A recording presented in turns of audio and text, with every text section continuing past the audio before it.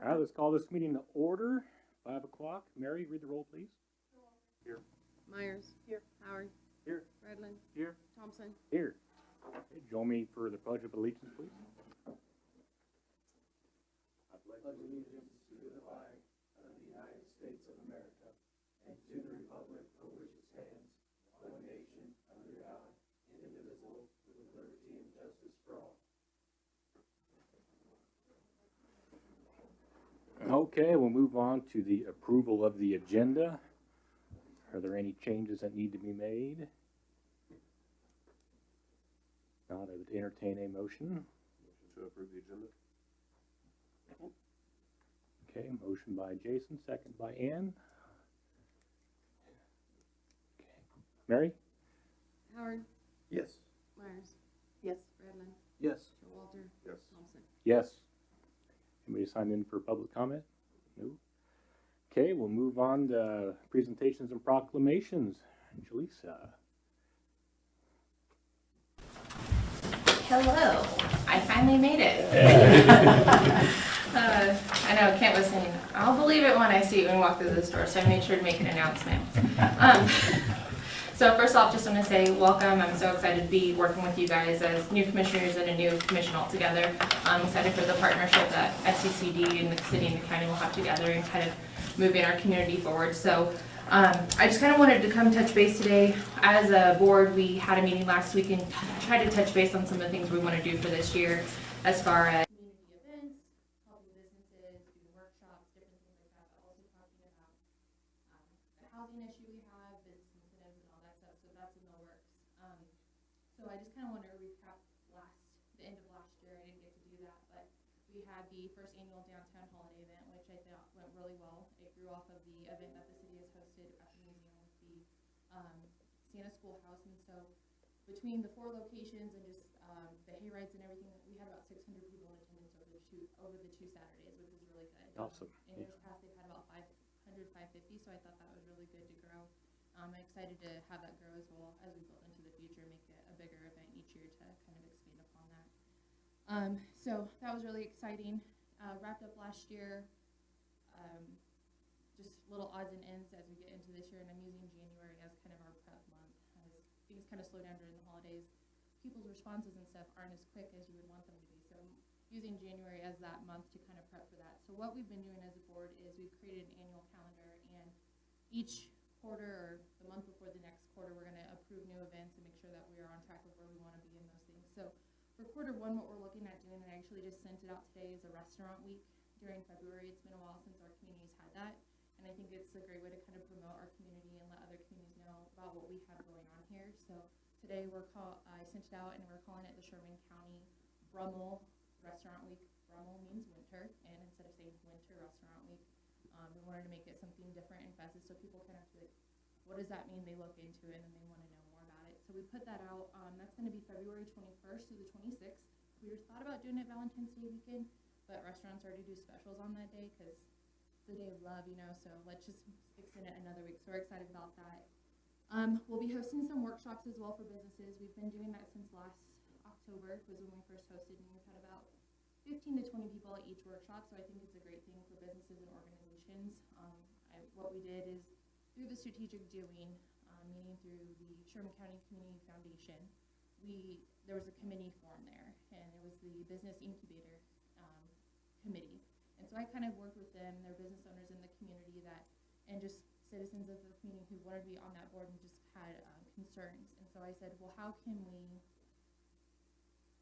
without creating a new chamber and rebuilding that, it's just been such kind of one of those things. Some people really like the idea of this word called chamber, but others don't. And so how do you organically create that? And so that's what these workshops have kind of created, is getting that group of people that come together so it can organically grow into something that is ran by them, where we kind of help funnel the ideas and make things happen. So our next workshop is going to be on the 26th, and it's about social media. It's a hands-on workshop, so businesses and business owners, organizations can come to that workshop, bring their laptops, bring their questions, and we're going to actually break down how to build your Facebook page, social media, and build that presence, because that was one of the main concerns a lot of businesses had. I don't know how to build a Facebook page or how to get people to interact with us and stuff. So that was one of those. Let's see, what else do we have here? On the 31st, we have the specialty meeting with the county and the city combined. We're going to go over the housing assessment there. I've talked with Amy from RDG. She's going to be live on Zoom, so we'll have that, and she's going to kind of just focus mainly on Goodland, the city limits. We did do a whole county-wide housing assessment, but I thought for this meeting we need to kind of focus in right here, right now, and then build out from there to see how we can impact Canarito and those and go from there. So we're going to be doing that. SCCD is going to be having an open house on February 2nd. So now that we have a staff, it's not just me drowning in the waters trying to figure out what's going on. I have some idea. We're going to do that and have myself and Jessica and the board out at the Welcome Center. We'll be inviting the community to come out, have some snacks and goodies, and just kind of see where we work and what goes on there, and also just ask questions that they might have. So that'll be February 2nd from 4 to 6 p.m. Let's see, what else do I got? I think that's it for events that we're doing. We are working on housing and business incentives, kind of waiting until after our joint meeting just to get an idea of where everyone's kind of standing to what we can build and what we're looking to build. It's a big process and it takes a lot of steps. So I don't want to create something that's not even in line with what everyone else is thinking and what we think is important. So waiting on that. But other than that, I think that's it for my report. Any questions? Thank you for all the work that you've done. I've heard nothing but good things, so thank you. Thank you. Yeah. Great. All right. Awesome. Thank you. Thanks, guys. Thank you. Okay, next we'll move on to the consent agenda. Item A, January 3rd meeting minutes. Item B, January 10th special commission work session. And item C, appropriation ordinances 2022-02, 2022-02A, and 2022-P02. Any questions or comments on that? If not, I would entertain a motion to approve the consent agenda. So moved. Moved by Commissioner Howard, seconded by Commissioner Showalter. Any other discussion? Mary, read the roll, please. Showalter, Yes. Myers. Yes. Radlin, Yes. Howard, Yes. Thompson. Yes. Okay, on the 5 formal actions, starting with A, the renewal of the health insurance plan.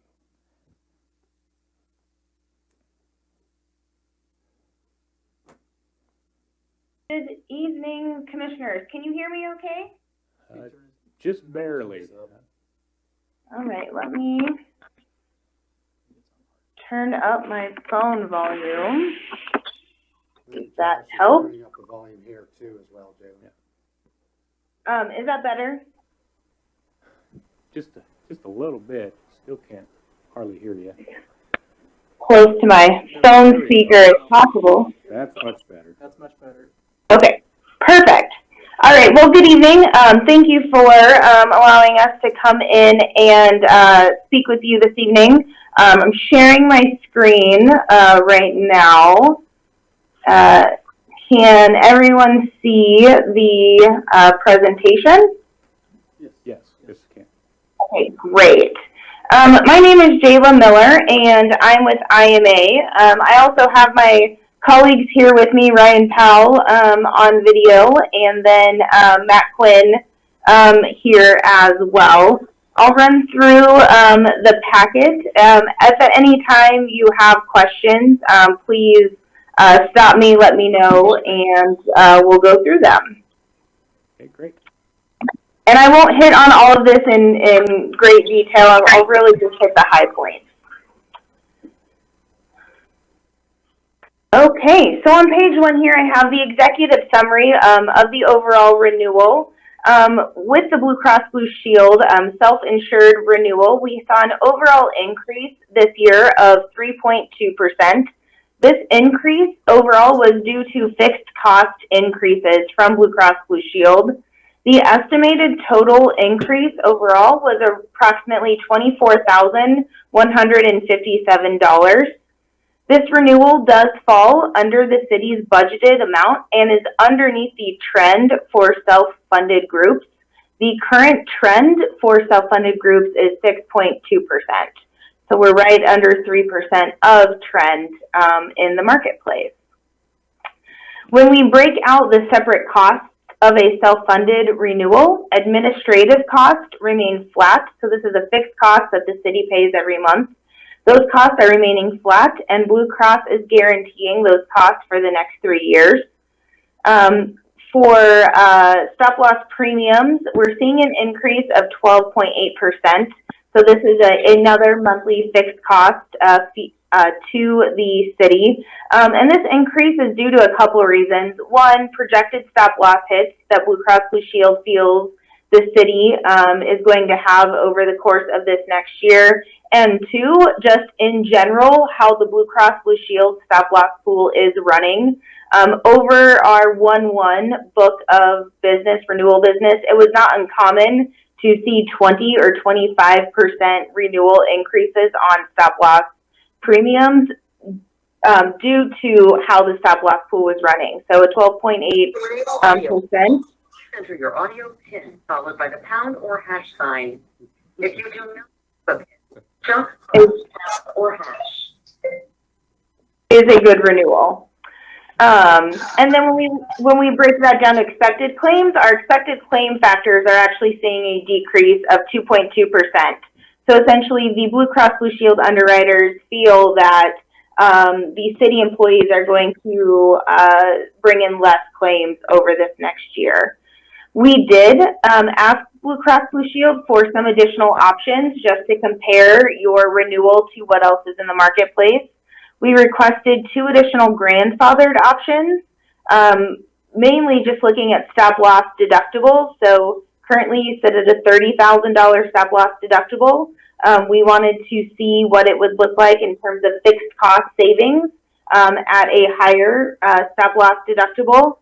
And then we looked at 2 market standard non-grandfathered plan design options. So if we lost grandfathered status, what would that look like from a benefit plan design change, which do show significant disruptions to the employees and the city, and we'll walk through those.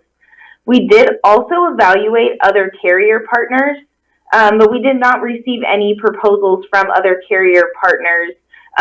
Mainly the reason being is right now in the current plan you have today, you are on a self-submit drug card plan. And your pharmacy claims data is incredibly low. Your pharmacy claims make up 1% of your total spend. And so we have concerns that the market is not going to be able to underwrite your claims appropriately because it's a very rare plan design in the market.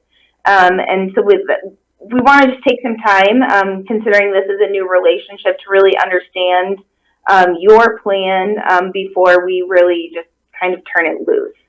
And then as we move forward, we're going to continue to track your claims experience for budgeting purposes moving forward. Any questions on the executive summary? No, thank you. Great. There's a lot going on this page, so I'm just going to kind of hit the high points. Essentially, these are the 4 options from Blue Cross Blue Shield that I just mentioned on the previous page. Up in the gray, you can see the 3 grandfathered options that we requested what they were. So the renewals up here at the top, we requested a $40,000 stop loss option and a $50,000 stop loss option. These are the renewal percentages they came in at, as well as the increase dollar amount that they were. On the right side of the page, we have the non-grandfathered medical options that we requested. We requested a dual plan design options. So currently right now today you have one $500 deductible plan design options.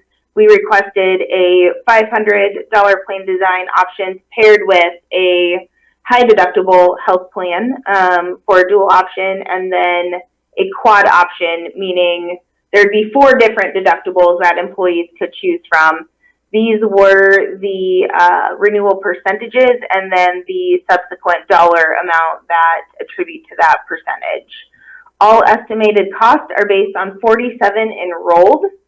In the middle, you can see the difference of those renewal percentages and the dollar amount from renewal. We have total in the gray, and then in the bars, I just have what the total cost is at the top. The dark blue is the claims factors from Blue Cross Blue Shield. The lighter blue is stop loss premium dollar amount. The gray, very light gray, is admin costs for the stop loss. So those are each of the renewal options. In the gold is our recommended renewal action, and that is the grandfathered renewal. We'll go into further detail on some of these, but just this is a nice visual way of seeing financially how each of the options compared to each other. And essentially, they were all pretty much in line, which is one of the reasons why we're recommending to stay with the renewal option. There's a lot of disruption for some of these, for not a lot of savings, especially in a year when you're coming in under budget on the renewal. And so that's why we're recommending the renewal action that we are.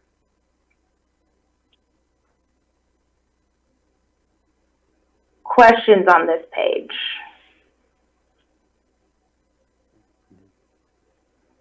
Nope. Okay. Oh, down here. Great. So I did want to point out the pharmacy benchmarking because, like I said, your plan design is very unique to the marketplace overall. So because of your grandfathered plan, you have, like I said, a self-submit drug card. And I just want to kind of give you a flavor of what that means in regards to the market. Your pharmacy cost per employee per month is $4.07. When we look at what that compares to the government benchmark, and so our government benchmark we're looking at is our entire IMA book of business, so every single government client that we provide services to, our per employee per month pharmacy cost is $177.62. Nationwide, our book of business per employee per month cost is $189.02. So you are seeing significant savings in the plan design that you have. It's the most efficient way to manage your pharmacy costs. On the left side of the top half here, we have the top 5 medications that are on your current plan today. All of them are generic drugs. The top plan paid is $881. Down below the little chart, the Blue Cross Blue Shield book of business averages. So the average plan paid for a specialty drug is $5,762. The average plan paid for a brand drug is $736. It is not uncommon for us to see drugs that cost anywhere from $5,000, $6,000, $7,000, $8,000, $9,000, $10,000, sometimes even $20,000 a month hit a health plan.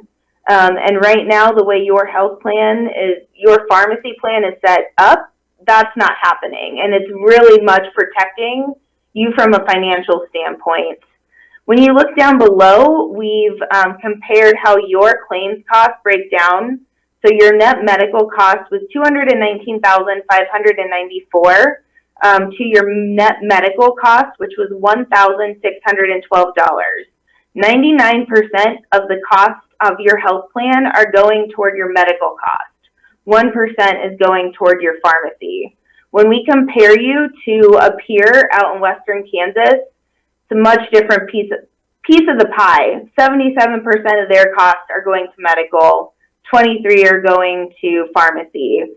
And when we look at a client that is similar size to you, it's even different. It's much more bigger piece of the pie, where 63% of medical claims are going toward, or 63% of their healthcare spend is going toward medical claims, whereas 37% is growing toward RX. This 23 to 37, that delta is something we're seeing continue to grow, especially in our Blue Cross Blue Shield book of business. 80-20 tends to be industry trend, but it's becoming more like 75-25, and for some groups even 70/30. So kind of want to hit the point home that your pharmacy plan right now is a really protective plan for you. Questions on the pharmacy benchmarking?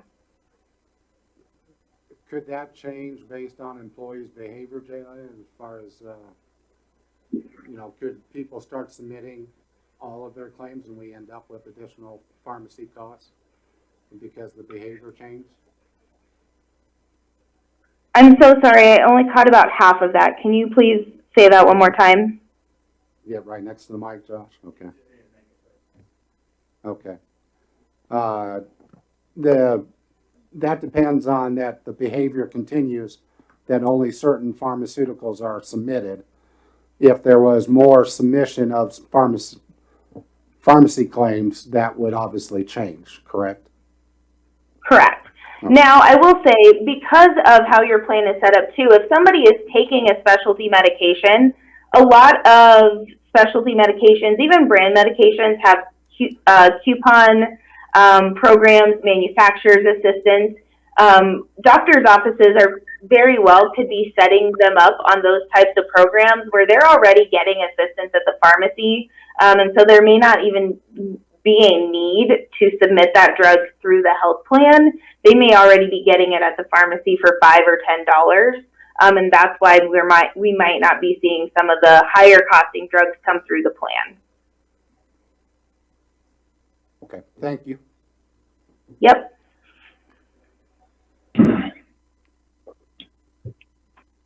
Okay, so I wanted to touch on a few of the plan design differences. So as I mentioned at the beginning, we looked at some non-grandfathered plan design options. So over in the gold highlight, you'll see the recommended renewal, which is the non-grandfathered. I've pointed out on the top row are just the different deductible options that we looked at. So we kept your $500 deductible through all of the options we looked at. All of our financials make the assumption that everyone has continued to enroll in the $500 deductible from a financial standpoint. There would be, obviously, in the non-grandfathered options, multiple deductible options for them to choose from. Under the RX summary, essentially, we would move them to a different formulary. Right now, you're on a select formulary. The Results RX formulary is just a little bit more restrictive, but under this, there wasn't a lot of disruption to doing so. It would just be a way to help kind of control costs as much as we could under a more open formulary. However, it would essentially open up the floodgates and significantly increase those pharmacy claim costs for the city. Because it would become a copay plan on the RX side instead of a self-submit. On the benefits, you would have an increased maximum out of pocket. So currently right now today, your maximum out of pocket is $1,500, a $500 deductible and $1,000 coinsurance. And then that's it. That's all employees have to pay out of pocket. Under a non-grandfathered option, they would still pay their $500. They would pay their, $1,000 coinsurance. But then anything between that $1,500 and then $5,000 or $10,000 for family would be copays. So every time they would go to the doctor, they'd still have to pay their copay. That would no longer be covered at 100%. For the employees, a high deductible health plan, just something to look at, something I don't think you guys have looked at in the past. It'd be a very different change for employees. They would have to pay first dollar coverage up to $3,000 before insurance even paid anything on medical benefits. So they would have to pay the entire cost of their doctor's visit up front. There can be some savings in moving to a plan like that, but very different change and would require a lot of education before we'd even want to consider putting something like that in place.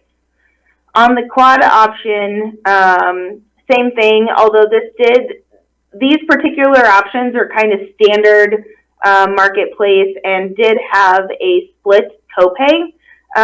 So we would have an increased primary care copay and a $70 specialist copay. Where this would impact a lot of employees are chiropractic visits. Blue Cross Blue Shield, most carriers, in fact, consider chiropractors to be specialists. So while there was essentially a decrease, there would be significant employee disruption there. So definitely something to consider maybe in later years if we're seeing a lot larger increases, but it's nice to at least check the market and see what it looks like. But again, we're under budget, sitting on a really nice reserve. At this point, there's not a good reason to disrupt employees with plan design changes for this year's renewal. Questions on this? Nope, please continue. Okay. I did want to show you our benchmarking summary. So this is something we do for every single client. We have 4 different benchmarks we have benchmarked the city against. The first being the average of peers for Western Kansas. We have several Western Kansas municipality clients. And so anything in green means you are better than the benchmarks. Anything in yellow is you're kind of in between, and red is you're slightly above, and then obviously your rates and your contribution are definitely going to be better than the rest with how generous you are from a contribution standpoint. So we have your Western Kansas average of peers, your Colorado and Kansas public service sector, average of peers in the Midwest public service, and then we did show a qualified high deductible health plan just to compare against that since we marketed that as well. But essentially you look really great compared to benchmarks, not only in Western Kansas and then the Colorado and Kansas public sector.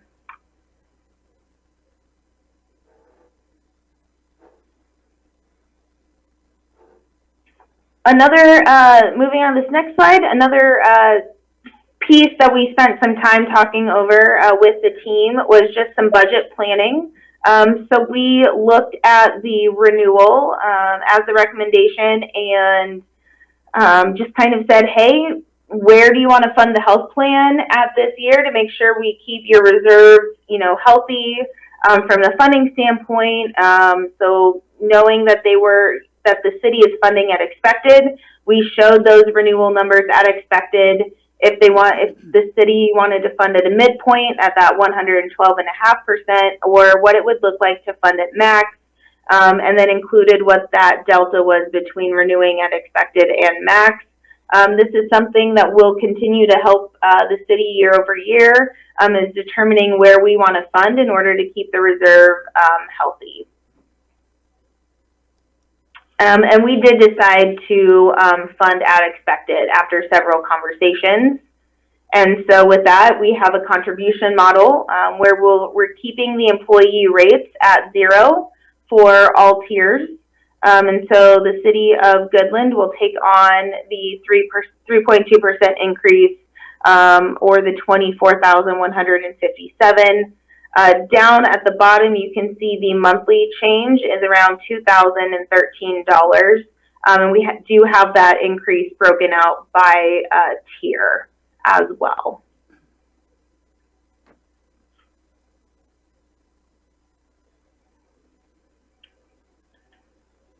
And in summary, I just have our recommended actions for your consideration to renew with the Blue Cross Blue Shield benefits as is. The estimated renewal increase is low, falls under the current budgeted amount and under self-funded trend. This keeps the benefits consistent for employees, maintains the current grandfathered status, and continues to protect the city from increased pharmacy claims costs. We also recommend maintaining your current contribution structure, again, to help maintain that grandfather status and to continue to help to be used as a recruitment and retention tool. Are there any additional questions that you have for us?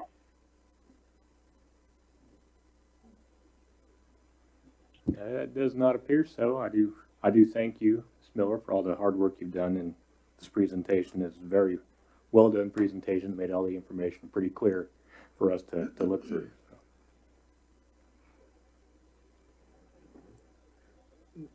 Does everybody on the city commission understand that it was hard to get a quote from any other company because of the lack of information regarding how the pharmacy claims would react once you would get it into a different type of plan?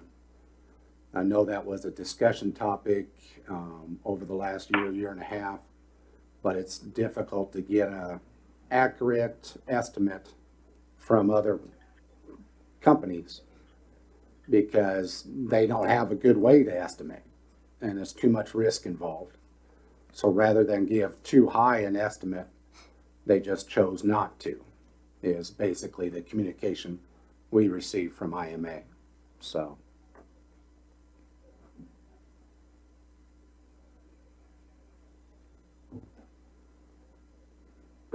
I certainly appreciate IMA and the Employee Benefits Committee taking a look at that. I think it's important to make sure that the employees have had a chance to kind of give us their opinion and work through that process. I think we owe them a debt of gratitude for doing what they can with their prescription plan to make sure that we've kept the prices under control. And I know that nobody gets into public service for the money because it's not theirs. So I think it's important that we do what we can to make sure that they have a plan that takes care of them. So.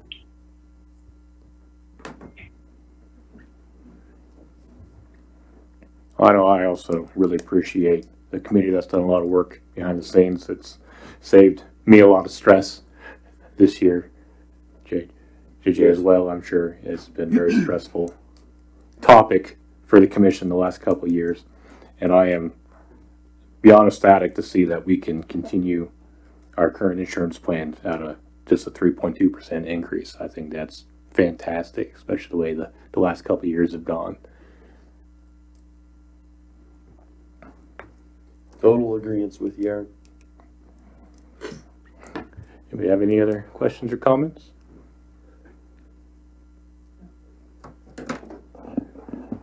Want to make any kind of a motion? I move that we approve the health insurance plan renewal from Blue Cross Blue Shield as presented by IMA. And I'll second that. Okay, we have a motion by Commissioner Redland, second by Commissioner Howard. Any other questions, comments? Okay, Mary, you read the roll. Yes. Redland, Yes. Howard, Yes. Showalter, Yes. Thompson. Yes. Thank you. All right, You're thank you welcome. guys very much, and thank you. Yep, thank you. Have a good evening. Thank You too. Thanks. Okay, let's move on to